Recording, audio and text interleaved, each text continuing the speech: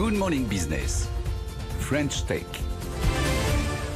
La French Tech avec Carmat, le cœur artificiel qu'on connaît bien ici, et son directeur général Stéphane Pia. Bonjour Stéphane Pia. Bonjour. On va partager avec vous le début de conversation qu'on avait pendant la publicité parce que c'est passionnant. Comment on continue ces essais pour certifier le cœur artificiel, avoir le logo CE dessus dans quelques temps, en période de Covid. Comment on fait avec sa supply chain quand tout vous met des bâtons dans les roues? Ben, on essaie de s'adapter. Alors notre force, donc bien sûr, il y a ce qu'on contrôle et ce qu'on ne contrôle pas. Donc ce qu'on contrôle, c'est ce qu'on fait nous tous les jours et notre organisation.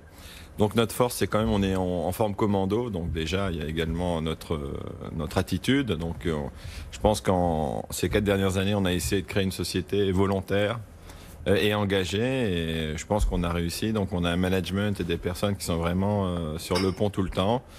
Quand on a eu le début du confinement, on n'a jamais confiné. On n'a pas eu d'infection, donc on a bien travaillé. Et on a travaillé plus qu'avant pour compenser tous les troubles dus à la Covid. Et de notre côté, on a travaillé comme normalement. Et bien sûr, au bout de quelques mois, ce que je disais à l'AG, si le Covid ou la Covid dure 2-3 mois, on n'aura pas d'impact. Malheureusement, en juin, il s'avère que la Covid est restée et a continué à agir.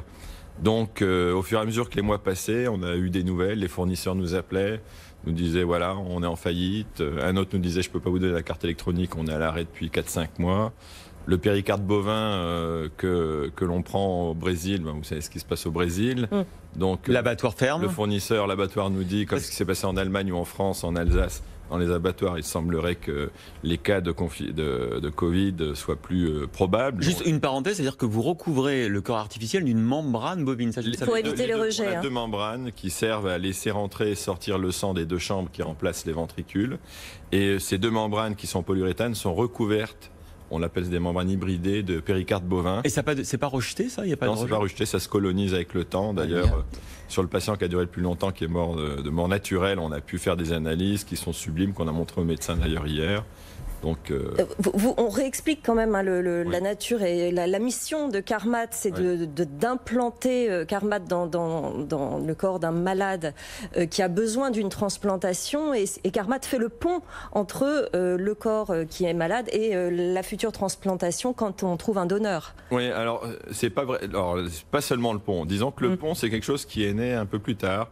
Donc quand le projet est né il y a plus de 30 ans, je pense. Alain Carpentier pensait à la destination. Donc il n'y a pas de cœur. On remplace. Quand il n'y a pas de cœur, je remplace pour toujours.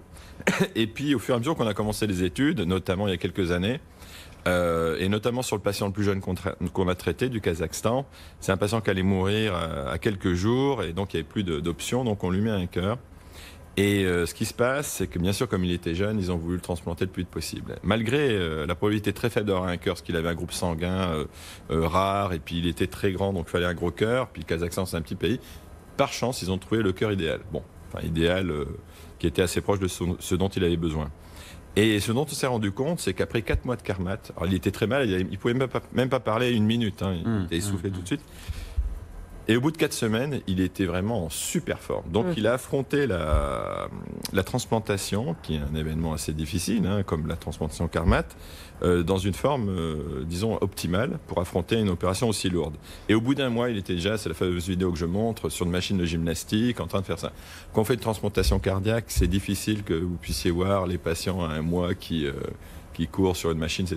Donc ce dont on s'est rendu compte, et c'est vrai pour tous les patients qui ont été transplantés, il y en a eu 5, c'est que grâce à Carmat, ils reviennent vraiment dans une forme optimale qui leur permet d'affronter beaucoup mieux et qui augmente les chances de succès de transplantation de greffon. Ils ont commencé à la convalescence. Vraiment, avec les médecins, on a commencé à dire le pont, c'est une vraie option par rapport à la destination également. Alors comment on fait du coup, on le disait, avec tous ces fournisseurs, soit qui disparaissent, soit qui ferment, est-ce que ça va mettre en retard votre calendrier, notamment de l'homologation CE d'ici la fin de l'année? Alors on s'était, de toute façon, avec l'aéronautique, tous nos fournisseurs dépendent grosso modo de l'aéronautique. Donc l'aéronautique, c'est quand même un secteur qui est très difficile, hein, au niveau de la profitabilité. Donc beaucoup de fournisseurs depuis des années souffraient. Donc il y a 2-3 ans, et d'ailleurs c'est sur notre document de référence, on avait mis en évidence le risque des fournisseurs, qui est le plus gros risque pour nous selon nous. Et donc on avait diversifié la base en nous éloignant de l'aéronautique et en faisant ce qu'on appelle le double sourcing. Donc on essaie de doubler les fournisseurs sur les secteurs critiques. Donc on parlait du Brésil, la Covid frappe le Brésil fortement. Là on est en train on va doubler la source ailleurs, mais bon il faut du temps et entre-temps on est en train de valider d'autres sources. Vous avez publié évidemment vos résultats semestriels en perte forcément, vous n'avez pas de chiffre d'affaires. Quand est-ce que vous espérez avoir un début de chiffre d'affaires du coup? L'an prochain. L'an prochain? C'est là où on espère avoir un chiffre d'affaires. Donc je pense que le titre des Échos est très bon. Carmat vise le marque-HE, donc on vise, c'est un calendrier, et malgré la Covid. Donc je pense que c'est vraiment ce qui peut être un peu le caillou dans l'engrenage. On en parlait un peu avant, on va faire un audit. On l'a déjà passé l'an dernier avec succès, c'est pour ça qu'ils ont accepté de le faire à distance, parce qu'ils viennent de la Hollande. Dans beaucoup de cas, ils auraient dit non. Donc, vous voyez, si on annule les étapes, on ne peut rien faire. Mais pour l'instant, avec les informations actuelles, on est sur notre calendrier pour les États-Unis et pour le marque-HE. Merci beaucoup Stéphane Piat, directeur général de Carmat, d'être venu nous voir ce matin. Merci à vous. Dans Good Morning Business.